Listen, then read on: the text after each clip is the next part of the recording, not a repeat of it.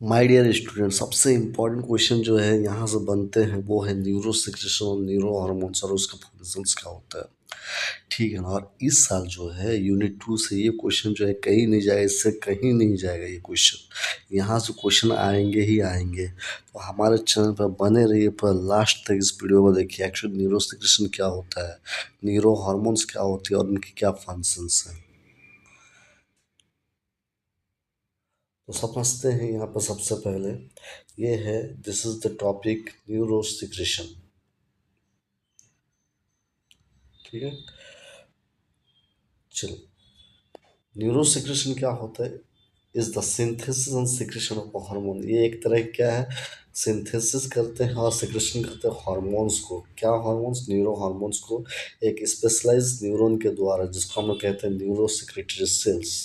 ठीक है, मतलब neuro secretion is the synthesis and secretion of hormones by specialised neuron called neurosecretory cells. These hormones are released into blood and act on distant target organ। तो यही hormones जो होता है तो release होते हैं कहाँ पे, ब्लड में, और उसका वो टारगेट करते हैं किसी एक ऑर्गन पे। ठीक है, it is link between the nervous system and endocrine system. एक इसके बीच का लिंक होता है एंडोक्राइन सिस्टम का और नर्वस सिस्टम का। ठीक है, तो ये जो न्यूरो सिक्रेशन जो होता है वो क्या होता है, ये सिक्रेशन होंगे हार्मोन का एक स्पेशलाइज्ड न्यूरॉन के द्वारा। उस स्पेशलाइज्ड न्यूरॉन को हम क्या कहते हैं, न्यूरो सिक्रेटरी सेल्स कहते हैं। Got it. अब कुछ फीचर्स की बात कर लेते हैं। फीचर्स मतलब ये क्या करते हैं, ये सिक्रेटरी प्रोडक्ट आर हार्मोन। यहाँ पे जो भी सिक्रेटरी प्रोडक्ट होता है वो क्या होता है, हार्मोन्स होते हैं। और ये सिगरेट किसके द्वारा करते हैं, न्यूरॉन्स के द्वारा। ये रिलीज कहाँ पे होता है, ब्लड में होते हैं। ठीक है, और ये एक्ट करता है एक डिस्टिंक्ट साइट्स को, और ये इन्वॉल्व होता है long term regulation of physiological process के लिए।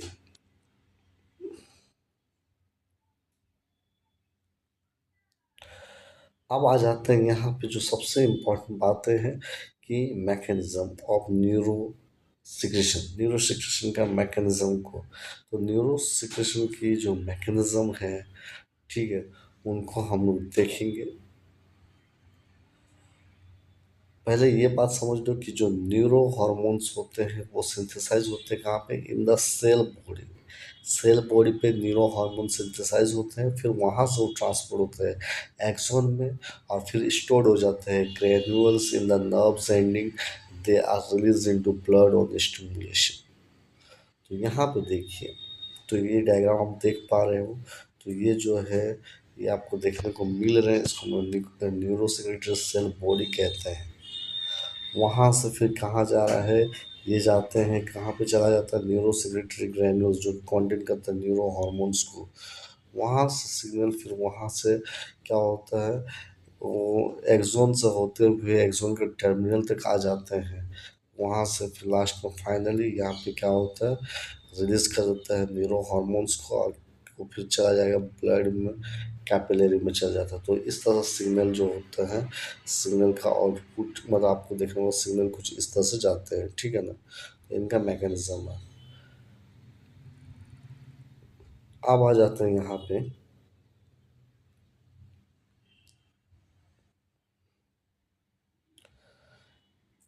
Major neuro secretary system. इसमें क्या होता है, हाइपोथैलेमो हाइपोफिजियल सिस्टम, जो कि मोस्ट इम्पोर्टेंट होता है। तो वो मेजर न्यूरो सिक्रेटरी सिस्टम कौन कौन है, एक है आपका हाइपोथैलेमो हाइपोफिजियल सिस्टम है, एक आपका है पेनियल सिस्टम है, आपका न्यूरो सिक्रेटरी सेल्स होता है ब्रेन का अदर पार्ट्स में, फिर न्यूरो सिक्रेटरी सेल्स होता है इन्वर्टिब्रेट्स में। ठीक है, अब नोट कर लेते हैं यहाँ पे कि जो all neuro hormones are peptide. सारे न्यूरो हार्मोन्स का होता है पेप्टाइड्स होते हैं, except melatonin which is and indoleamine. ये जो मेलाटोनिन होता है वो इंडोल एमाइन होता है, लेकिन बाकी सारा न्यूरो हार्मोन्स पेप्टाइड्स होते हैं। कुछ इम्पोर्टेंस समझते हैं यहाँ पे, क्या फंक्शन होते हैं, क्या रोल होते हैं इनके। इनकी जो इम्पोर्टेंस वो इंटीग्रेट करते हैं नर्वस और एंडोक्राइन फंक्शन के साथ।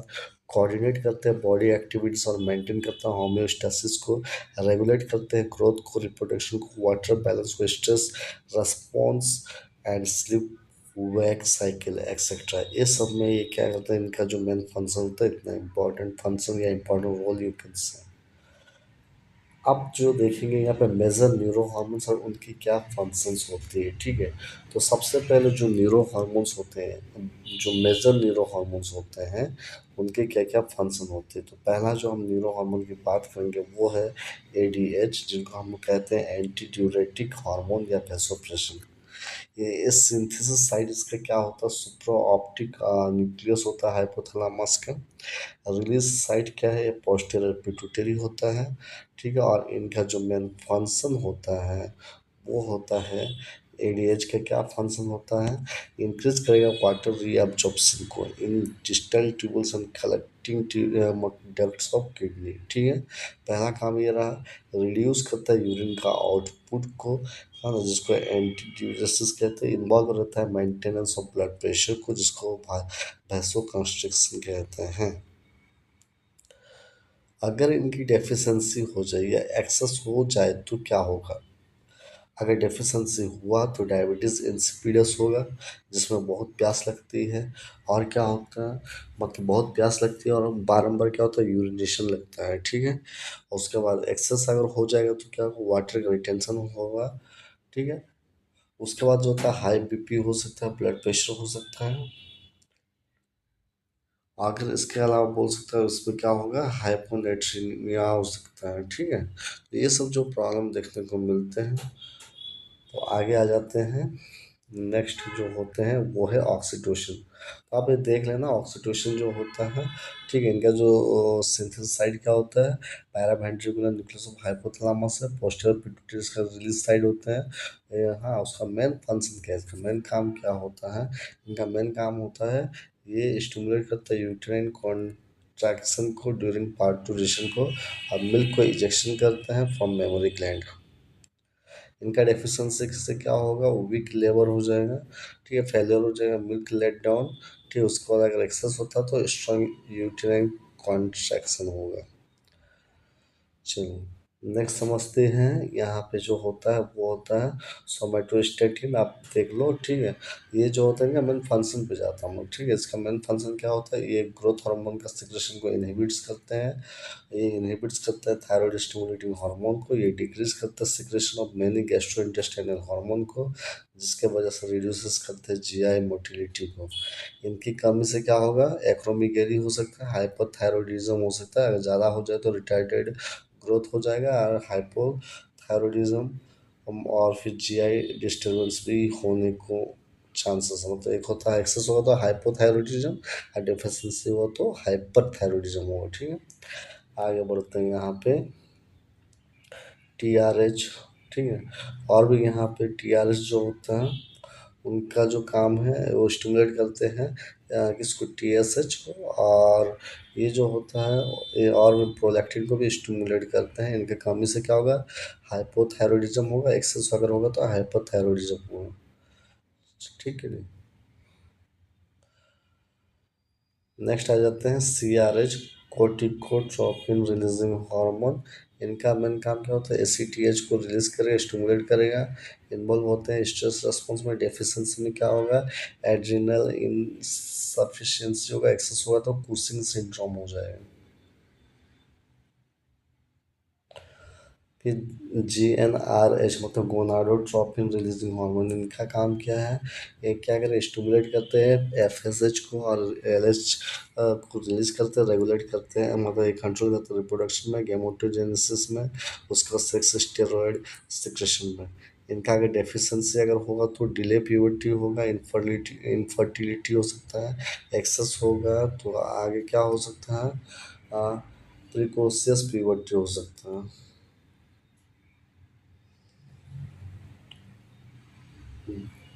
डोपामाइन की बात करूँ मैं, इनका काम क्या होता है, ये इनहिबिट्स करता है प्रोलैक्टिन का सिक्रेशन को, रेगुलेट्स करता है लैक्टेशन को। अगर इनका अगर डेफिशिएंसी अगर होता है तो क्या होगा, हाइपर प्रोलैक्टिनीमिया होगा, अगर एक्सेस होगा तो लो प्रोलैक्टिन होगा। मेलाटोनिन, जो कि आपका इसका काम क्या होता है, स्लिप वेक साइकिल को कंट्रोल करता है, ठीक है।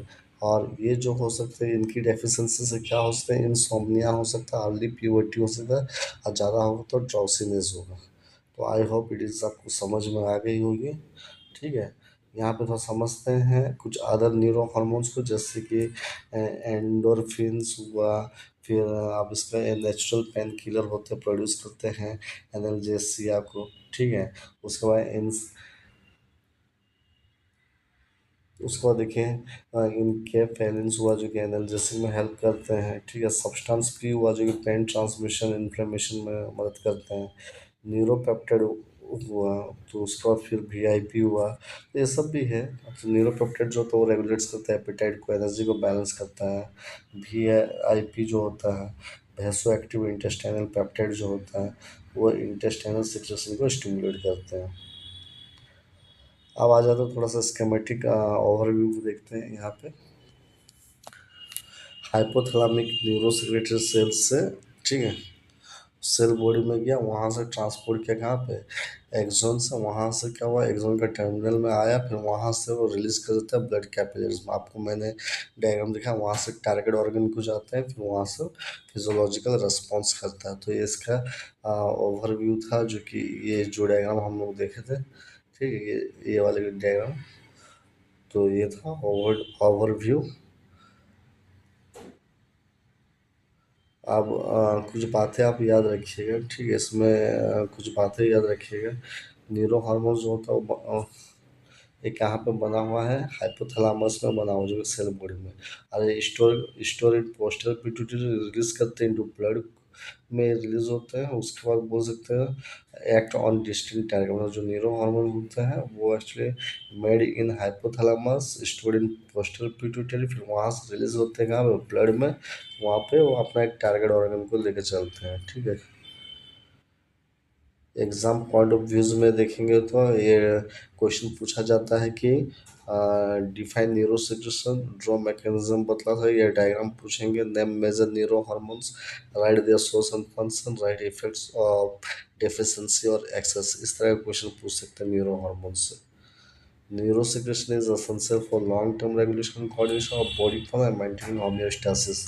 तो वेल, आज के लिए इतना ही। अगर मेरी वीडियो पसंद आ रही तो अपने दोस्तों को शेयर कीजिए, हाँ।